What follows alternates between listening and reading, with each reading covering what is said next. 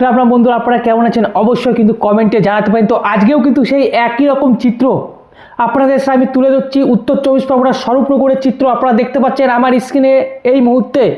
যে স্বরূপনগরের যে বর্ডার এলাকা রয়েছে সেই বর্ডার এলাকায় দেখুন শয়ে শয়ে অবৈধ অনুপ্রবেশকারী মানে অবৈধ বাংলাদেশি আপনারা দেখতে পাচ্ছেন আমার স্ক্রিনে সেই ভিডিও কিন্তু আপনারা আমার স্ক্রিনে দেখতে পাচ্ছেন। যে আজকেও কিন্তু চিত্রটা বদলাচ্ছে না, আজকেও কিন্তু শয়ে শয়ে বাংলাদেশি অনুপ্রবেশকারী তারা কিন্তু সেই উত্তর চব্বিশ পরগনার স্বরূপনগরের যে বর্ডার রয়েছে সেই বর্ডারে কার্যত অবস্থান করছে। এবং আপনারা হয়তো জেনে গেছেন ইতিমধ্যে কিন্তু স্বরাষ্ট্র দপ্তর থেকে একটি তীব্র মেসেজ দেওয়া হয়েছে। মেসেজটা কি, সমস্ত অবৈধ অনুপ্রবেশকারীদের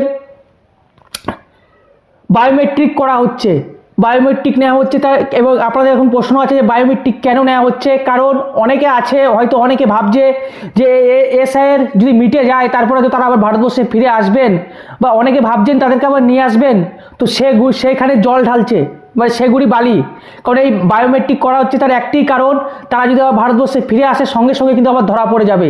তাই কিন্তু সমস্ত অবৈধ অনুপ্রবেশকারী যারা রয়েছে আপনারা দেখতে পাচ্ছেন আমার স্ক্রিনে, তো তাদের কিন্তু বায়োমেট্রিক করা হচ্ছে। বায়োমেট্রিক করার পর তাদের তল্লাশি নেওয়া হচ্ছে এবং খতিয়ে দেখা হচ্ছে যে ভারতবর্ষের বিভিন্ন রাজ্যে যেহেতু তারা কাজে গেছেন এবং কোথাও গিয়ে তারা কোনো দুষ্কর্ম করেছেন কিনা সেই সমস্ত রিপোর্ট খতিয়ে দেখে তারপরে কিন্তু বিএসএফ বাংলাদেশের যে সেনাবাহিনী আছে তাদের হাতে কিন্তু তুলে দিচ্ছে। আপনারা দেখতে পাচ্ছেন আজকেও কিন্তু শয়ে শয়ে বাংলাদেশি অনুপ্রবেশকারী বেরোচ্ছে আপনারা দেখতে পাচ্ছেন। এটা হচ্ছে উত্তর চব্বিশ পরগনার স্বরূপনগর বর্ডার, যে স্বরূপনগর বর্ডার রয়েছে সেই বর্ডারে। আর এর মধ্যে আপনাদের একজনকে দেখাবো যিনি আমাদের পশ্চিমবঙ্গে দুবার ভোট দিয়েছেন এবং লক্ষ্মী ভাণ্ডার পর্যন্ত পেয়েছেন। আমি দেখাবো আপনাদের সামনে সেই ভিডিও, তার বক্তব্য শুনুন আপনারা তার বক্তব্য।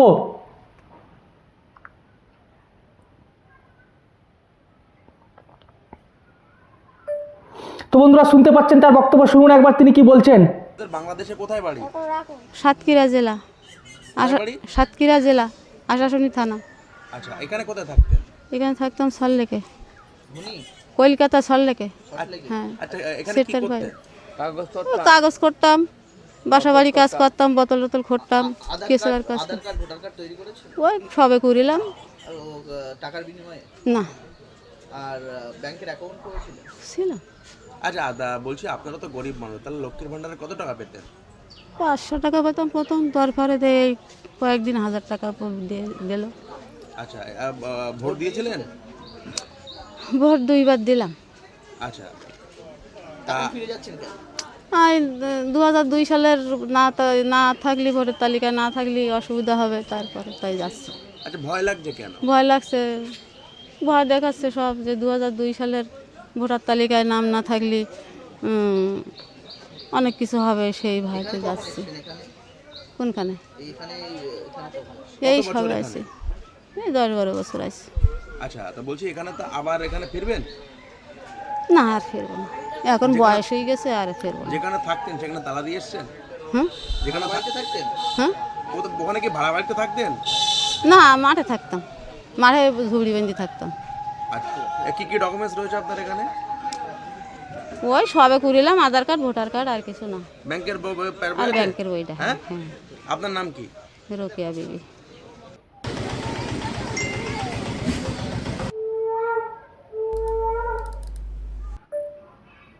তো বন্ধুরা আপনারা শুনলেন বাংলাদেশের বাসিন্দা, তিনি এই দেশে এসেছেন এবং এই দেশে এসে 2 বছর ভোট দিয়েছেন, 2বার ভোট দিয়েছেন এবং লক্ষ্মীর ভাণ্ডার পর্যন্ত নিয়েছেন।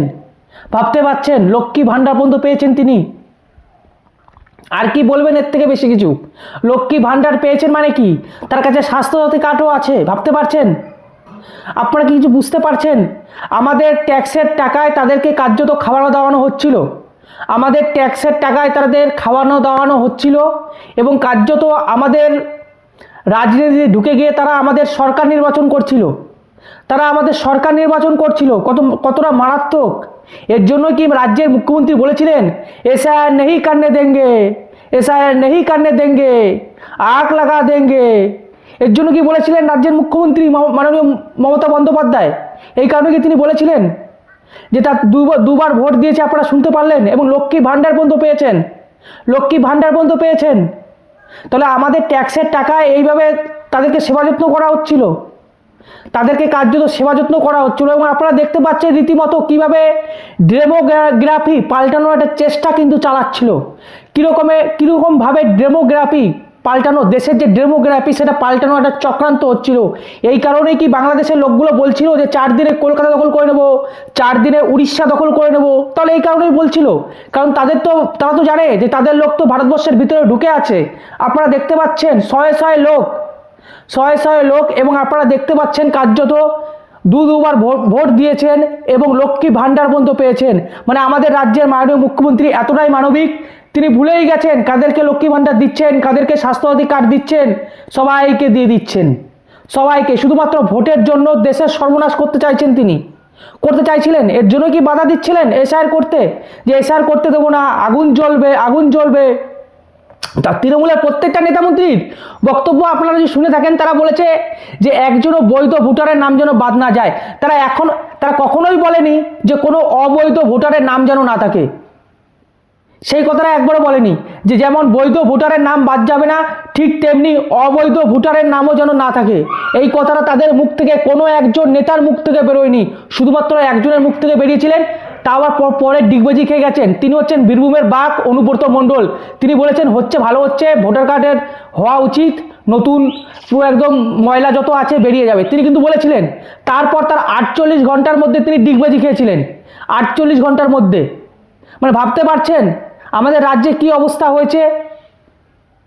তাহলে মাননীয় প্রধানমন্ত্রী যখন বলেছিলেন যে আমাদের দেশের সবথেকে বড় সমস্যা হচ্ছে এই অবৈধ অনুপ্রবেশকারীরা, কথাটা তো মিথ্যে কিছু বলেনি।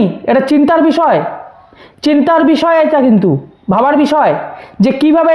আমি মেনে নিচ্ছি যে বিএসএফের গাফলতিতে তারা ঢুকেছে ভারতবর্ষে বা পশ্চিমবঙ্গ রাজ্যে তারা ঢুকেছে, কিন্তু ভাই তাদের কাছে আধার কার্ড, ভোটার কার্ড এবং লক্ষ্মী ভাণ্ডার কি করে পায়?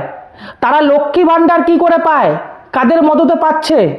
এটা স্পষ্ট পরিষ্কার বার্তা। এবং দুবার ভোট দিয়েছেন। আপনারা বুঝতে পারছেন কাকে ভোট দিয়েছে? আপনারা বুঝতে পারছেন তো যে কেন তাহলে মাননীয় মুখ্যমন্ত্রী বলেছিলেন আগ লাগা দুঙ্গা, এসআইআর করনা নেই দুঙ্গা? এই কারণে কি তিনি বলেছিলেন? এই কারণেই তাহলে তিনি নিশ্চয়ই বলেছিলেন। আমার যেটুকু মনে হয়, আপনাদের কি মনে হয় আপনারা কমেন্টে জানান যে কিভাবে আমাদের ট্যাক্সের টাকায় কার্যত তারা এতদিন ভারতবর্ষের মধ্যে ঢুকেছিল এবং তারা দুবার ভোট দিয়েছে, লক্ষ্মী ভাণ্ডার পর্যন্ত পেয়েছে এবং স্বাস্থ্যসাথী কার্ডও পর্যন্ত আছে। তো এখন বলতেই পারেন আমাদের রাজ্যের যে সমস্ত নেতা নেত্রী আছে তারা বলতেই পারেন এইগুলোই হচ্ছে বৈধ ভোটার।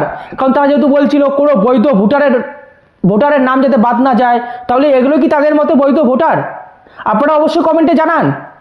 দেখুন, দেশের স্বার্থে কোনো রাজনৈতিক দলকে ছেড়ে কথা বলা হবে না ভাই, একদম পরিষ্কার স্পষ্ট বার্তা এটা, যে আমাদের ট্যাক্সের টাকা এই আমাদের রাজনীতির মিশে যাচ্ছে, আর পুরোপুরি ডেমোগ্রাফি পাল্টে যাচ্ছে। আর এর জন্য বারবার বলি যে ভারতবর্ষের যতগুলি রাজ্যের সঙ্গে বর্ডারের শেয়ার আছে সেই সমস্ত অংশে কেন্দ্রীয় শাসন অবশ্যই জরুরি। যে সমস্ত বর্ডারে আছে ভারতবর্ষের সঙ্গে যে সমস্ত রাজ্যের বর্ডার আছে সেই সমস্ত স্থানগুলি অবশ্যই অতি শীঘ্র কিন্তু কেন্দ্রীয় শাসনে যাওয়া উচিত। আপনাদের কি মনে হয় আপনারা কমেন্টে জানান। বিশেষ করে তো বলবো পশ্চিমবঙ্গের বেশ কটি জায়গায়, যেমন উত্তর চব্বিশ পরগনা এই জায়গাটাকে তো আগে নেওয়া উচিত। এই জায়গাটিকে আগে নেওয়া উচিত, কেন্দ্রশাসিত অঞ্চল পরিণত করা উচিত আগে, কারণ ভাই কেন সাফার করবে পশ্চিমবঙ্গ রাজ্যের জন্য? একটি রাজ্যের জন্য গোটা দেশ কেন সাফার করবে? কারণ যাকেই ধরা হচ্ছে সেই বলছে আমি ব্যাঙ্গালোরে থাকি, আমি চেন্নাই থাকি। যাকেই ধরা হচ্ছে কার্যত তারাই বলছে আমরা ব্যাঙ্গালোরে থাকি, ব্যাঙ্গালোরে কাজ করতাম। ভাবতে পারছেন পশ্চিমবঙ্গ রাজ্য দিয়ে ঢুকে কত সুন্দর গোটা ভারতবর্ষে ছড়িয়ে যাচ্ছে। মানে দেশের জন্য সব থেকে বড় হুমকি হচ্ছে এই পশ্চিমবঙ্গ রাজ্য, এটাকে কেন্দ্রকে বুঝতে হবে। এবং এই যে বর্ডারে যে সমস্ত এলাকাগুলি রয়েছে এইগুলোকে অতি জলদি এইগুলোকে কেন্দ্রশাসিতের আওতায় নিয়ে আসতে হবে, এটাই সব থেকে বড় কথা। নাহলে এত বাংলাদেশি ভাই কোথায় ঢুকেছিল? ভাগ্যিস এসআইআর হচ্ছে, নাহলে তো আমরা জানতেই পারতাম না। আমরা এতদিন ভাবতাম যে কেন্দ্র সরকার হয়তো মিথ্যা কথা বলছে, কিন্তু এসআইআর হওয়াতে দেখতে পাচ্ছি ভাই পিঁপড়ের মতন বেরিয়ে যাচ্ছে সব। বর্ডারের লোক আসতেই রয়েছে, আজও একই ছবি। মানে বুঝতে পারছেন যে কত দূর পর্যন্ত ছড়িয়ে ছিটিয়ে আছে এবং কিভাবে ডেমোগ্রাফি পাল্টানোর চেষ্টা করা হচ্ছে। আর এটাতে কিছু কিছু রাজনৈতিক দলের বুক ফেটে যাচ্ছে, আহামরি কাঁদছে, আহা কি কষ্ট হচ্ছে, যেন মনে হচ্ছে ওনাদের আত্মীয় স্বজনদের বাইরে বার করে দিচ্ছে। হা কি কাঁদছে তারা, কত সুন্দর তাদের চোখের জল বেরোচ্ছে। মানে ভাবতে খারাপ লাগে, শুধুমাত্র কটা ভোটের জন্য, গদির জন্য দেশটাকে পুরোপুরি মানে নরকের দিকে ঠেলে দিচ্ছিল। ভাগ্যিস এসআইআর হচ্ছে, আমি তো স্যালুট জানাবো যে এসআইআরটা হওয়া উচিত, প্রতি বছরে হওয়া উচিত এসআইআর একবার নয়, মানে এরকম একবার হলে হবে না, প্রতি বছর এসআইআর হওয়া উচিত, যাতে কোনো অবৈধ অনুপ্রবেশকারী আমাদের ভারতবর্ষের মাটিতে থাকতে না পারে। এটা পরিষ্কার স্পষ্ট বার্তা কেন্দ্র সরকারকে যে প্রতি বছর এসআইআর করা উচিত। আপনারা কারা কারা একমত অবশ্যই কমেন্টে জানান। আমি তো আবারও বলি, আমাদের দেশে যারা গরিব আছে তাদের কি থাকতে দেবে? আমেরিকায় থাকতে দেবে? চীনে থাকতে দেবে? ইংল্যান্ডে থাকতে দেবে কি? আচ্ছা, যারা বলে যে এসআর, আমি জানি তারা কেন বলে, 65টা মুসলিম কান্ট্রি আছে, কাউকে কি থাকতে দেবে? সেই সমস্ত যারা বারণ করছে, যারা বলছে যে এসআর করতে দেবো না, মানুষের কষ্ট হচ্ছে, সেই সমস্ত মানুষদের আমি বলবো যে আপনাদের কি থাকতে দেবে এই সমস্ত দেশে?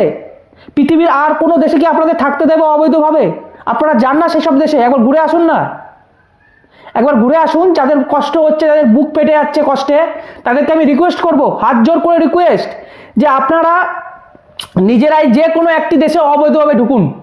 যে কোনো একটি দেশে আপনারা, পৃথিবীর যে কোনো একটি দেশে, 204টি দেশ আছে যত সব পৃথিবীতে, 204টি দেশের মধ্যে যে কোনো একটি দেশে আপনারা মানে অবৈধভাবে ঢুকুন, তারপর আপনাদের কি হয় আপনারা দেখুন তো। তাহলে আমাদের দেশের ক্ষেত্রে সেটা আমরা কেন বহাল রাখবো ভাই? মানে বাইরে থেকে আসবে, ঢুকে আমাদের ট্যাক্সের টাকায় তারা জীবনযাপন করবে, লক্ষ্মী ভাণ্ডার পাবে, ভোট দেবে, রাজনীতিতে যোগদান করবে, আস্তে আস্তে ধীরে ধীরে ডেমোগ্রাফি পাল্টাবে। মানে এটা কি চাইছেন? অনেকে হয়তো চাইছেন, তার জন্য তাদের হা পিত্তিস হচ্ছে, তাদের বুক ফেটে যাচ্ছে, তাদের চোখের জল বেরিয়ে যাচ্ছে। 7 जन्म का रिश्ता है, ये जो रिश्ता है 7 जन्म का रिश्ता है। भगा रहा है तो उन लोग का आंसू आ रहा है, आंसू टपक रहा है, अभी दिल में एक दर्द हो रहा है, महसूस हो रहा है। वो जो कुर्सी का जो मोह है, उसके लिए आ रहा है आंसू, आंखों से आंसू, दिल से आंसू, कहाँ से आंसू आ रहे पता नहीं। কিন্তু এটা সত্য কথা যে কত অবৈধ বাংলাদেশিরা আজকে বেরোচ্ছে, কত অবৈধ বাংলাদেশিরা বেরোচ্ছে আপনারা দেখুন। এখন হয়তো বলবেন যে বিএসএফ এর জন্য, অনেকেই বলছে বিএসএফ এর জন্য ঢুকেছে। আমি তো আবারও বলি, মেনে নিচ্ছি বিএসএফ এর জন্য ঢুকেছে, কিন্তু তাদের কাছে পশ্চিমবঙ্গের ঠিকানায় আধার কার্ড, রেশন কার্ড, তারা সেটা কিভাবে তৈরি হলো? এটা তো আমি তো বলবো এর জন্য তদন্ত হওয়া উচিত, এবং যারা যারা এর সঙ্গে জড়িত তাদের ভাই বিচারের আওতায় আনা উচিত। কারণ তারা হচ্ছে দেশের সবথেকে বড় শত্রু, আমি এটা মনে করি। আবার কেউ বলবেন বাংলায় কথা বললেই বাংলা ধরছে, ভাই এই সমস্ত অবৈধরা বাংলাতেই কথা বলে, এই সমস্ত অবৈধরা বাংলাতেও কথা বলছে। দেখুন তারা কি বাঙালি? তারা কি পশ্চিমবঙ্গের বাঙালি না ভারতবর্ষের সাধারণ মানুষ? আপনারা অবশ্যই কমেন্টে জানান। তো বন্ধুরা, আমি আর কি বলবো, আপনাদের দেখতে পাচ্ছেন তো, আপনারা দেখালাম, আমি শোনালাম যে 2বার ভোট দিয়েছে এবং লক্ষ্মী ভাণ্ডার পেয়েছে। আপনারা বুঝতেই পারছেন কতটা, এরকম আরও কত লোক আছে তার নাই ঠিক, তারাও আস্তে আস্তে বেরোবে। তো এসআইআর হচ্ছে, বুঝতে পারছেন তো, এসআইআর হওয়া উচিত, প্রতি 1 বছর অন্তর এসআইআর হওয়া উচিত। আমি তো মনে করি সেটা প্রতিটা রাজ্যে হওয়া উচিত এসআইআর। তো ভালো থাকুন, সুস্থ থাকুন, রাম নাম ভারত মাতা কি জয়, বন্দে মাতারাম, জয় শ্রীরাম।